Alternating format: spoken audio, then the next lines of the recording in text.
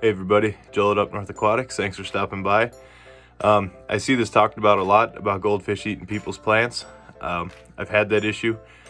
I don't really have that issue right now, even though I'm trying to grow some stem plants and some rooted plants.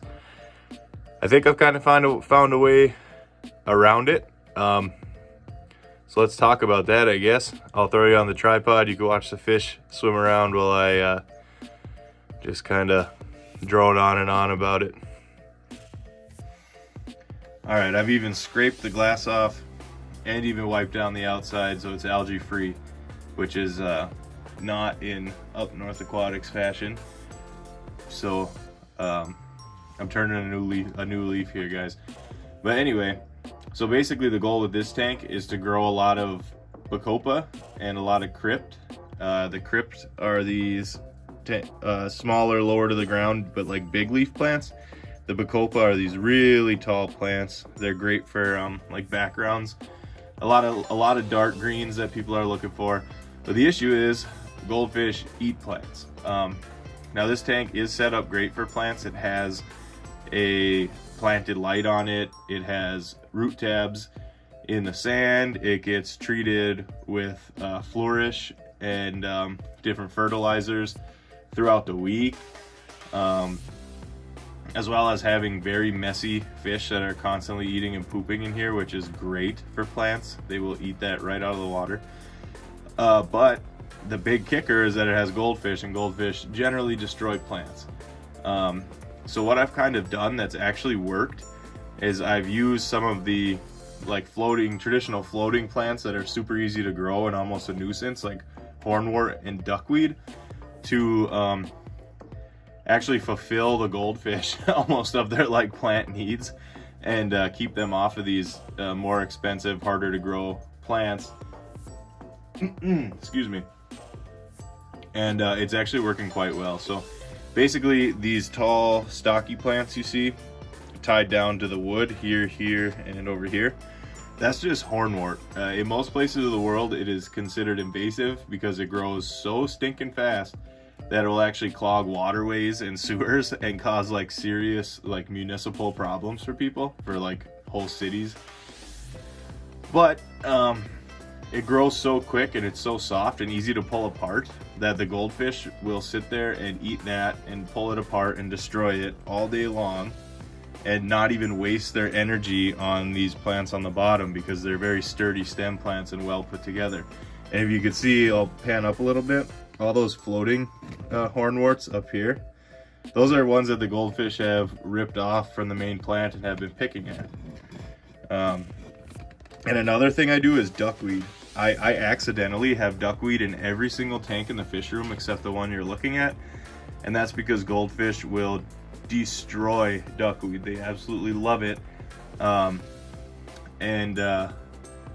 That comes in great for me, because when my tanks get to the point where no light's getting through because there's a lot of duckweed on top, I just scoop it out and put it in here, and then I'll stop feeding the goldfish their regular foods like their pellets and their frozen foods for like a week. And over the course of a week they will clear this whole tank of duckweed, and they will not, doing this with the hornwort and the duckweed, they have not touched any of these bacopa, crypts or anything.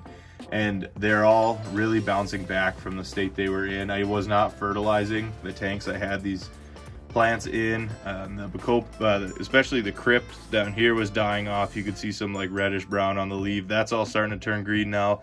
The bacopas are starting to stand up straight and sending out more leaves. This one over here especially, you can see the dark growth and then this bright green new growth that's turned and is starting to come up towards the light.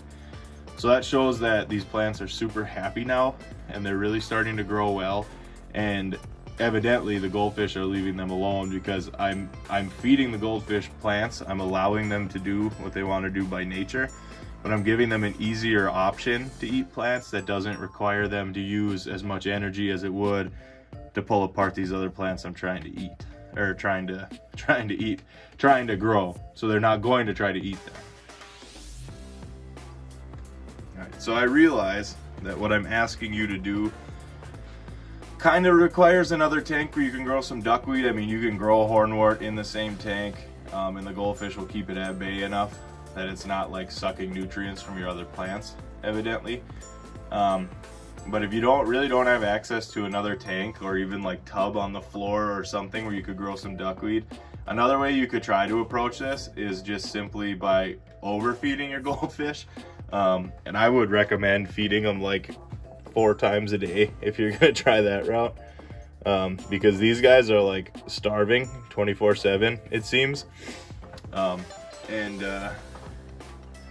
As you could tell, I mean, they just went from eating duckweed, they've had frozen shrimp today, they've polished this thing from duckweed in the past 3 days, they've been constantly tearing off pieces of that hornwort and eating it, and now as soon as pellets hit the water, all 4 of them are right there eating.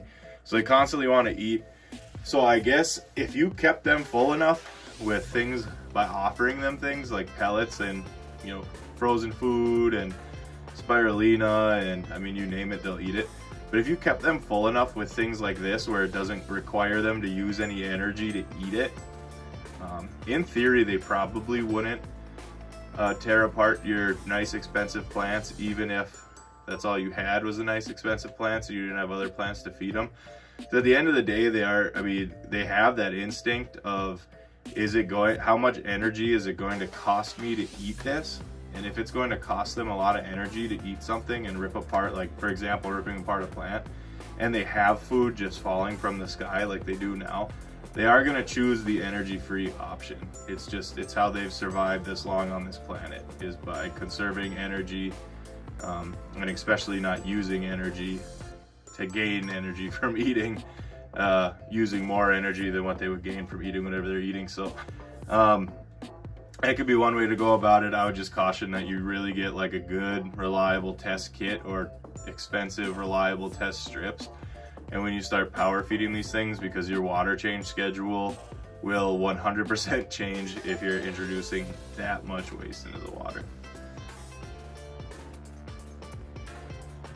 Well, that does it for us four here, us goldfish here at Up North Aquatics. Hopefully, if you're having these issues, I've told you something you haven't heard before that at least give you something you can try.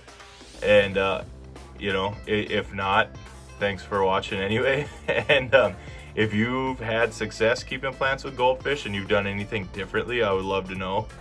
And I'm sure others watching would like to know as well. So if you could comment that down below, that'd be awesome. I mean, let's talk about it. And that's it for this one, guys.